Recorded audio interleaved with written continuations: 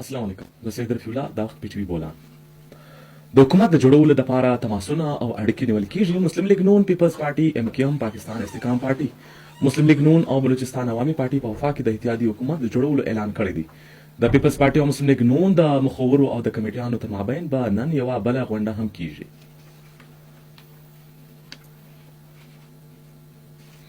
د پنجاب اسمبلی شپږ نور آزاد غړي سلطان باجوه حنیف پتافي، محمود قادر خان، تیمور لاوی، شازیه ترین او علي اصغر په مسلم لیگ نون کې د ګډون اعلان کړی دی.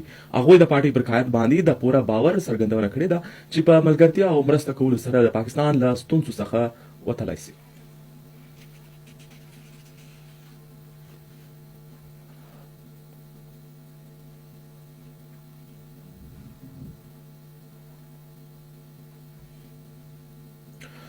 په خوشاب او کوهاټ کې د بیرته چونو چارې روانې دي او د ماښام تر 5 بجو پورې به پولینګ له بې ځنډه روان دي. د خوشاب په ان اتیا ولکه پر 26 او د کوهاټ په پی کې 90 ولکه کې پر 25 پولینګ سټیشنانو باندې اوټونه ترسره کیږي.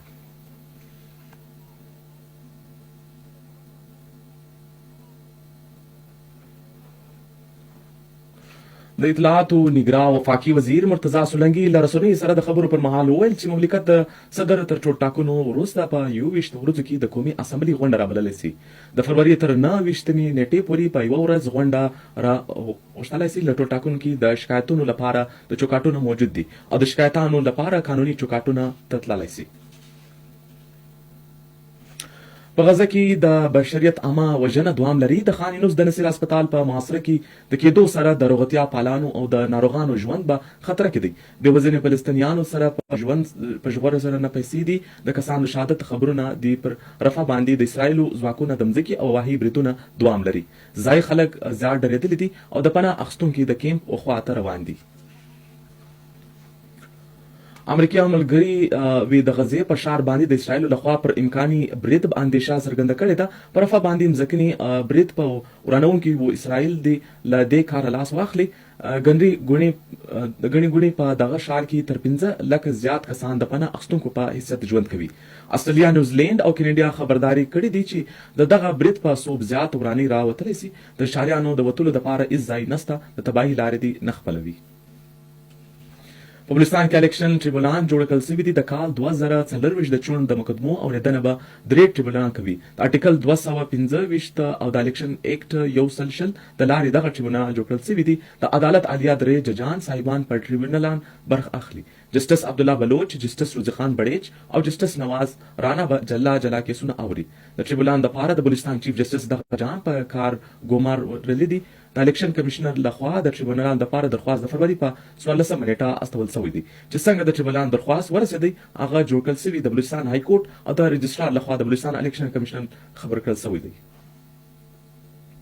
د پاک فوج په کوټه کې د خبرتیا په لړ کې یو ورکشاپ ترسره کړی دی.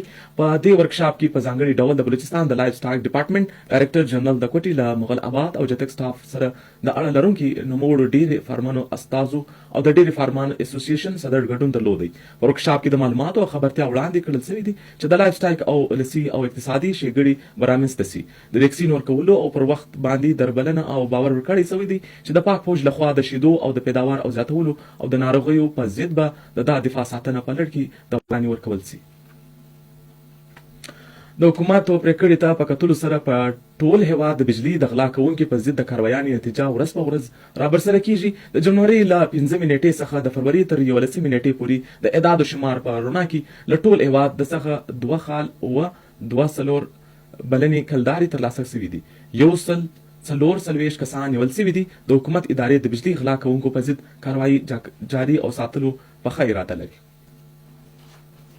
دا خبرونه پای مشترک اجازه الله مهربان.